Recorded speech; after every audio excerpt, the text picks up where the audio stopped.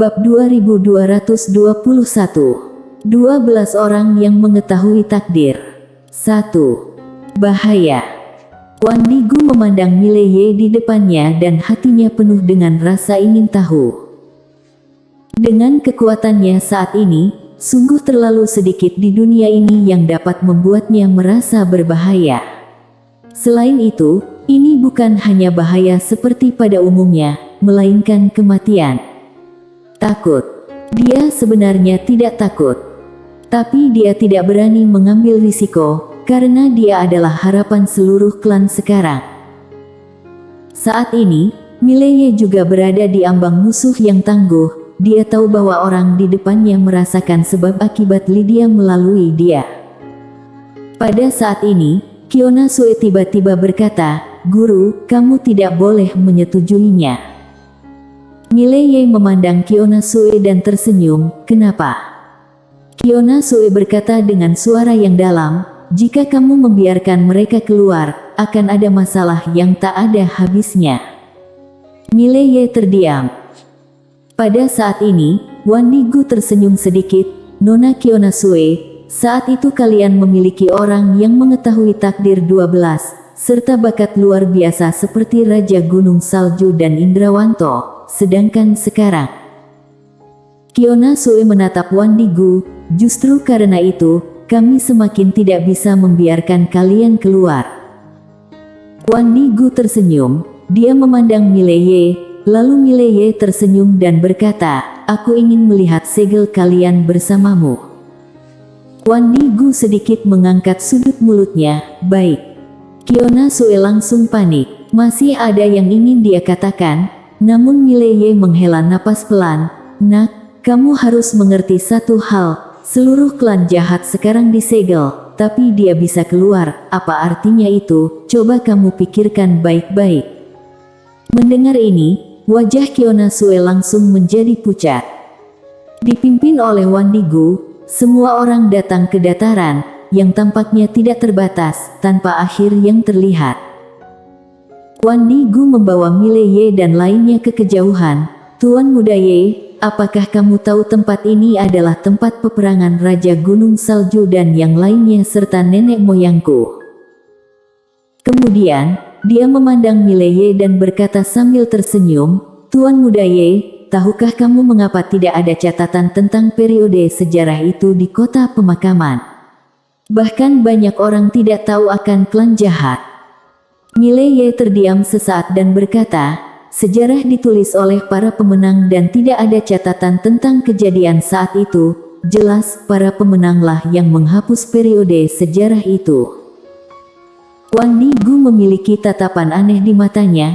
Tuan Muda Ye sangat pintar. Kalau begitu apakah Tuan Muda Ye tahu mengapa mereka ingin menghapus periode sejarah itu? Mileye menggelengkan kepalanya. Wan Nigu tersenyum, "Karena sumber daya." Mileye berkata, "Aku mendengar bahwa klan jahat ingin mendominasi seluruh kota pemakaman dan menduduki semua sumber daya seluruh kota pemakaman, sehingga mereka bangkit untuk melawan." Haha. Wan Nigu tiba-tiba tertawa. "Tuan Muda Ye, apakah Nona Sue yang memberitahumu ini?" Mileye mengangguk. Di samping, Qiona Sue berkata dengan dingin, "Apakah aku salah?" Wan Nigu menggelengkan kepalanya dan tersenyum. "Benar-benar menarik, tentu saja ini hal yang wajar. Selama berabad-abad, pihak yang kalah memang akan selalu difitnah, bukan?" Mileye sedikit mengernyit. "Maksudmu ada alasan lain?" Wan Nigu tertawa dan berkata, "Sebenarnya harus dimulai dari Raja Gunung Salju." Mileye sedikit mengernyit. "Raja Gunung Salju?" Wan Nigu mengangguk. "Bahkan aku harus mengakui bahwa dia memang jenius yang sangat menakutkan." Kemudian, dia memandang Mileye. "Tuan Muda Ye, kamu seharusnya tahu bahwa dalam kultivasi, selain bakat dan kerja keras kita sendiri, ada satu hal lagi yang sangat diperlukan dan itu adalah uang." Mileye mengangguk. Wan Nigu melanjutkan, "Untuk seorang jenius seperti Raja Gunung Salju, hanya untuk berlatih, seberapa menakutkan sumber daya yang dibutuhkan. Pada saat itu, di seluruh kota pemakaman, klan jahatku adalah yang paling kaya. Mendengar ini, ekspresi Mileye langsung berubah. Pada saat ini, Kiona Sue di samping berkata dengan marah, "Kamu berbicara omong kosong. Jelas-jelas klan jahat yang ingin menduduki seluruh kota pemakaman, tapi kamu memutarbalikkan fakta." Wan Nigu menggelengkan kepalanya dan tersenyum, "Nona Kiona, aku tidak ingin berdebat denganmu tentang ini." Kiona Sue menatap Wan Nigu. Wan Nigu melanjutkan, "Dulu, klan jahat adalah klan terbesar di kota pemakaman dan faksi terkaya di kota pemakaman. Tetapi Raja Gunung Salju adalah master nomor 1 di kota pemakaman saat itu. Ketika dia membutuhkan lebih banyak sumber daya untuk tingkatan alam, dia mengarahkan pandangannya ke klan jahat. Mustahil." Di samping, Kiona Sue berkata dengan marah, "Apakah leluhur orang seperti itu?" Wan Nigu menggelengkan kepalanya, "Nona Kiona, dari dulu hingga sekarang, berapa banyak orang yang telah mencapai prestasi tertentu adalah orang-orang yang berhati lembut." Mileye terdiam, karena dia setuju dengan apa yang dikatakan Wan Nigu. Entah itu ayah atau Lydia, tidak ada orang yang berhati lembut. Wan Nigu tersenyum dan berkata, "Kita sudah tiba." Saat dia berbicara, dia berhenti. Tidak jauh di depan mereka, ada menara besar dengan panjang dan lebar hampir 1000 kaki, dengan 12 lantai. Wan Nigu menunjuk ke menara besar di kejauhan, dan berkata sambil tersenyum, "Menara ini memiliki 12 lantai dan 12 lantai itu sesuai dengan 12 orang yang mengetahui takdir. Di setiap lantai, ada takdir yang mengenal orang suci." Saat dia berbicara, dia menunjuk ke lapisan paling atas, "Itu Raja Gunung Salju, dia adalah lapisan terakhir dari platform batu ini dan di bawahnya adalah Indrawanto." Mileye berkata dengan suara yang dalam, "Kamu bilang ada orang bijak yang tahu kehidupan di setiap lantai." Wan Nigu mengangguk, "Benar." Mileye sedikit mengernyit, "Indrawanto juga ada di sini." Wan Nigu menggelengkan kepalanya dan tersenyum, "Tidak lagi." Dia pergi saat itu. Mileye bingung, "Kenapa?" Wan Nigu tersenyum sedikit, "Tidak tahu." Saat ini, Kiona Sue tiba-tiba berkata, "Leluhur masih hidup." Wan Nigu tersenyum dan berkata, "Tentu saja mereka masih hidup. Ada 12 orang saat itu, masing-masing jenius.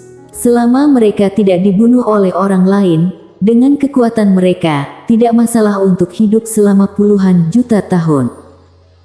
Mileye sedikit mengernyit, "Lalu mengapa mereka rela terjebak di sini?" Bersambung.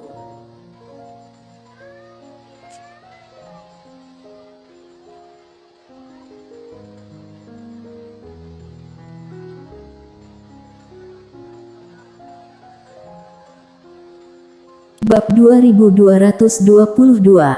12 orang yang mengetahui takdir. 2. Wan Nigu tertawa, "Tuan Muda Ye, apakah kamu tahu apa yang ada di dalam setiap lantai?" Mileye menggelengkan kepalanya, "Tidak tahu." Wan Nigu menunjuk ke lapisan paling bawah. Di lapisan ini, ada 36 nadi suci dan 360 tambang kristal kualitas super. Mendengar ini, Mileye dan lainnya tertegun. 36 nadi suci, 360 kualitas tambang kristal super.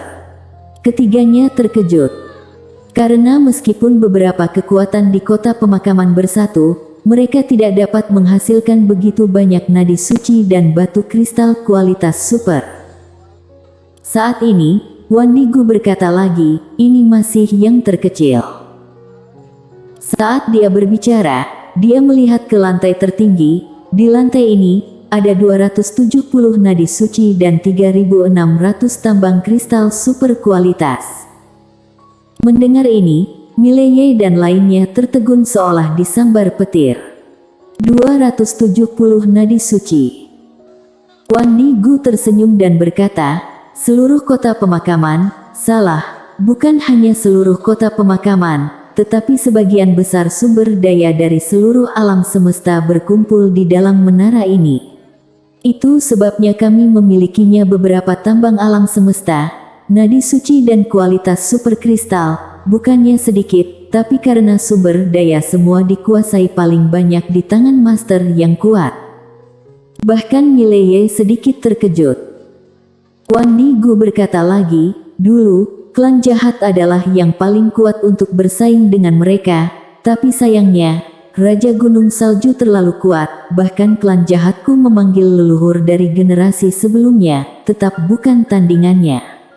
Namun, dengan bantuan leluhur dari generasi sebelumnya, mereka tidak dapat sepenuhnya memusnahkan klan jahat. Mereka hanya dapat menekan kita di dasar kegelapan tak berujung ini, agar kami tidak pernah bisa bangkit lagi. Berbicara tentang ini, senyum di wajahnya menghilang tanpa bekas. Fitnah.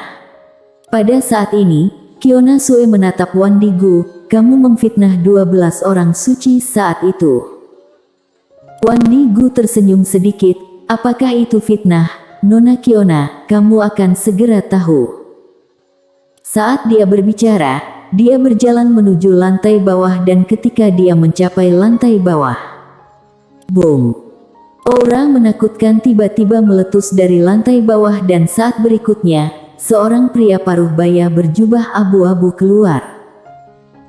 Saat pria paruh baya berjubah abu-abu berjalan keluar, seluruh dunia menjadi ilusi dan tidak hanya itu, ruang waktu di sekitarnya menghilang sedikit demi sedikit, termasuk ruang waktu tingkat ke-12 menghilang sedikit demi sedikit. Melihat adegan ini, wajah Mileye dan lainnya tiba-tiba berubah. Ini mengerikan. Apakah ini salah satu dari 12 orang suci saat itu? Di samping Mileye, Qiona Sue dengan gemetar berkata, dia adalah Maha, salah satu dari 12 orang bijak takdir saat itu.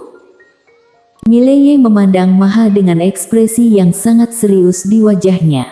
Meskipun pria di depannya juga alam mengetahui nasib, namun lawannya lebih kuat dari Qiona Sue berkali-kali lipat. Maha memandang Wan Nigu di depannya dengan ekspresi dingin, sisaan sampah. Suara itu jatuh dan dia melangkah maju. Satu langkah ini membuat ruang waktu Wan Nigu tiba-tiba runtuh dan musnah. Kiamat. Pada saat ini, Mileye dan lainnya merasa bahwa kiamat akan tiba, karena tidak hanya ruang waktu Wan Nigu yang runtuh dan musnah, bahkan seluruh dunia pun menjadi gelap pada saat ini. Aura tertekan yang kuat tidak bisa berhenti menyebar dari lubuk hati mereka bertiga. Menakutkan. Pada saat ini, Wan Nigu di kejauhan sedikit tersenyum dan melebarkan telapak tangannya, lalu seutas benang perak tiba-tiba terbang keluar dari telapak tangannya.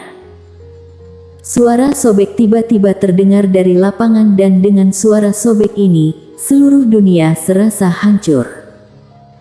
Di bawah mata ketiga Mileye, benang perak menghancurkan semua ruang waktu, melaju lurus ke dalam, kemudian melewati dada Maha.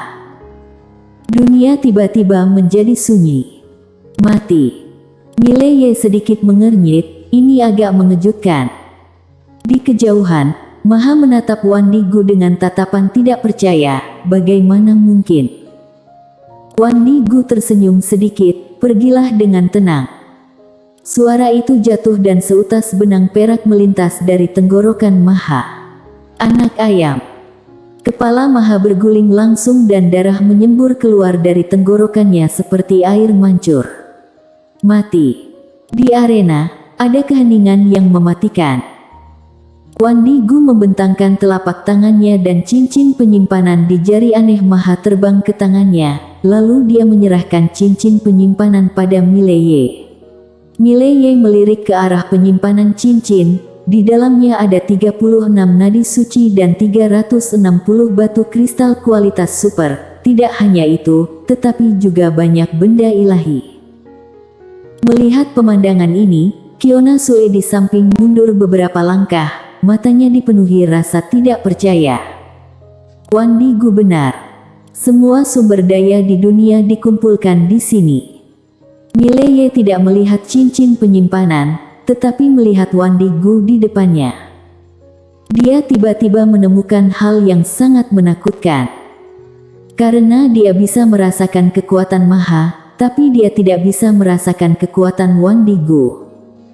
Seberapa kuat orang ini? Dirinya sering mengatakan bahwa dirinya adalah orang pertama di bawah 3 pedang. Apakah itu sudah agak kelewatan? Bersambung.